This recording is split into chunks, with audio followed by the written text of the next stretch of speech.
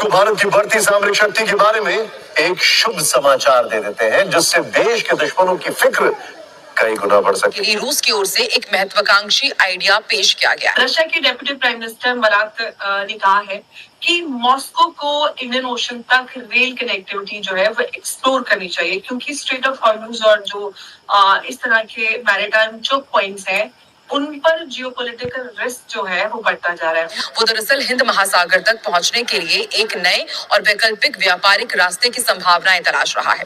अच्छा, ये कोई नई बात तो नहीं है, लेकिन जिस तरीके से उन्होंने फ्रेमिंग करी है वो नया है। सुनने में ये सिर्फ एक रेलवे प्रोजेक्ट लगता है, लेकिन एक्चुअली ये proposal global energy security, sanctions और जियोपॉलिटिक्स का एक बड़ा सिग्नल हो सकता है, जिसके बारे में रूस के उप प्रधानमंत्री मरात खुस्नुलिन ने सरकारी समाचार एजेंसी TASS को दिए एक इंटरव्यू में बात की है। सर, आपने भी इंडिया की बात की। इंडिया का आपने रिसेंटली देखा होगा कि वो माशाल्लाह चांद पे पहुंच गए हैं और हम पाकिस्तान में भी इधर बैठा हुआ है, तो आपको लगता है कि हमारा कोई कंपैरिजन है इंडिया के साथ? रास्ता इतना दिलचस्प है कि इसमें तुर्कमेनिस्तान, ईरान, अफगानिस्तान और पाकिस्तान जैसे देश शामिल हो सकते हैं। जब अमेरिका ने ब्लॉकेड किया तो जो ईरान से तेल जा रहा था, 90% of Iranian oil used to go to China, वो भी बंद कर दिया अमेरिका ने। क्या तीनों के मुश्तरका मफादात इतने मजबूत हैं कि आने वाले दिनों में ईरान, इजराइल और अमेरिका जैसे बड़े खिलाड़ियों के दबाव का मुकाबला कर सकेंगे? ये कोई शुरू हो चुका प्रोजेक्ट नहीं है, अभी बात है इसकी फिजिबिलिटी की, यानी क्या ऐसा रास्ता बनाया और चलाया जा सकता है। सुनने में किसी सपने जैसा लगता है ना, लेकिन ये कोई कल्पना नहीं बल्कि एक ऐसा प्रपोजल है जिसने इस वक्त अमेरिका से लेकर चीन तक खलबली मचा दी है। ईरान और अमेरिका के बीच बढ़ते तनाव के साथ भारत के सबसे पुराने और खास दोस्त रूस ने एक ऐसा मास्टर स्ट्रोक खेला है जो भारत को सीधे हिंद महासागर से जुड़ते हुए रूस तक रेल नेटवर्क से बांध सकता है। जो सुनने में ये सिर्फ एक रेलवे प्रोजेक्ट लगता है, लेकिन एक्चुअली ये proposal global energy security, sanctions और जियोपॉलिटिक्स का एक बड़ा सिग्नल हो सकता है।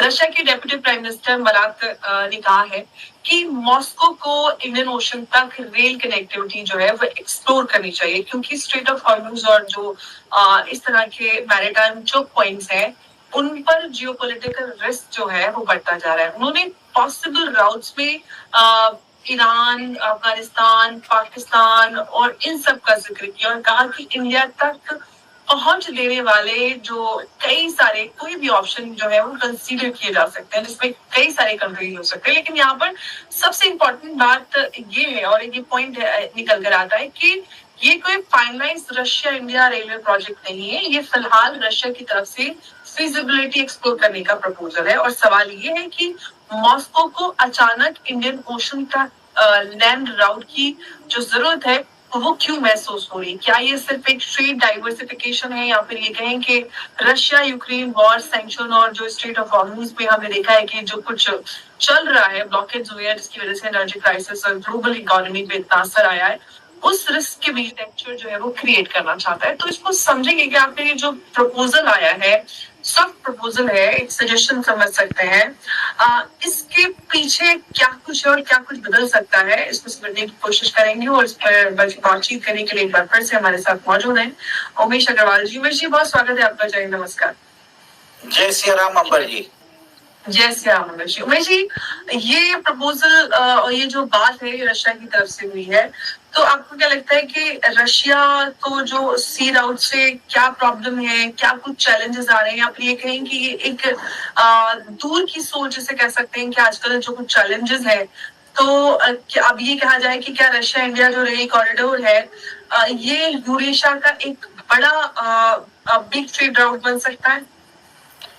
देखिए अंबर जी, कुछ समय से रशिया के जो ऑयल इंफ्रास्ट्रक्चर है, एनर्जी इंफ्रास्ट्रक्चर है, उनके जो पोर्ट्स के अंदर ऑयल की कैपेसिटी जो स्टोर करने वाले टैंकर्स है, पाइपलाइंस है, उनके ऊपर यूक्रेन ने कंटिन्यूसली हमला कर दिया है।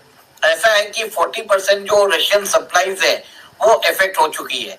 अब रशिया के लिए सबसे बड़ी बात है, it is a landlock nation. उसका एक ही दो बहुत ही छोटा एक तरह से उसका नेवल रूट है, और उसका जो मैक्सिमम उसका जो नेवल रूट है वो आर्टिक सी में होता है या बॉस्फोरस सी में होता है। और ये बॉस्फोरस सी वाला जो रूट है वो कंट्रोल किया है टर्की ने, जो एक नेटो मेंबर है। सबसे बड़ी बात है कि अमेरिका ने भी अभी एक तरह से 100% सैंक्शंस लगाने की धमकी दी है रशिया के जो सबसे बड़े जो बायर्स है, चाइना, इंडिया, अजरबैजान, इन लोगों के ऊपर। अब सबसे बड़ी बात है कि अब रशिया चाहता है कि उसका जितना भी ऑयल ट्रांसपोर्टेशन या गैस का ट्रांसपोर्टेशन हो वो पाइपलाइन के थ्रू हो।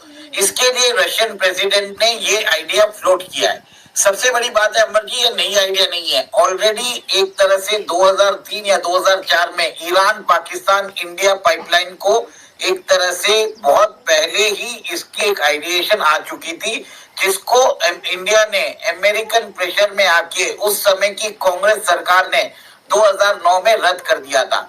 ऐसे ही एक और एक प्रोजेक्ट है तुर्कमेनिस्तान, अफगानिस्तान, पाकिस्तान और इंडिया, तापी इसको पाइपलाइन बोलते हैं।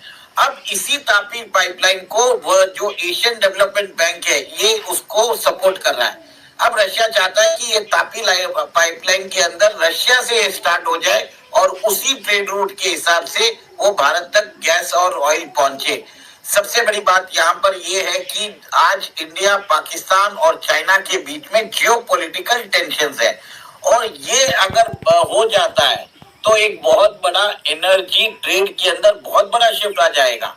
क्योंकि आप ये देखिए कि जो अमेरिकन इंफ्रास्ट्रक्चर है, अमेरिकन इंश्योरेंस कंपनीज है, अमेरिकन शिपिंग कंपनीज है, अमेरिकन जो इंफ्रास्ट्रक्चर बना हुआ है जो मैरीटाइम ट्रेड को हैंडल करता है, उन सबको फर्क पड़ने वाला है अगर ये हो जाता है।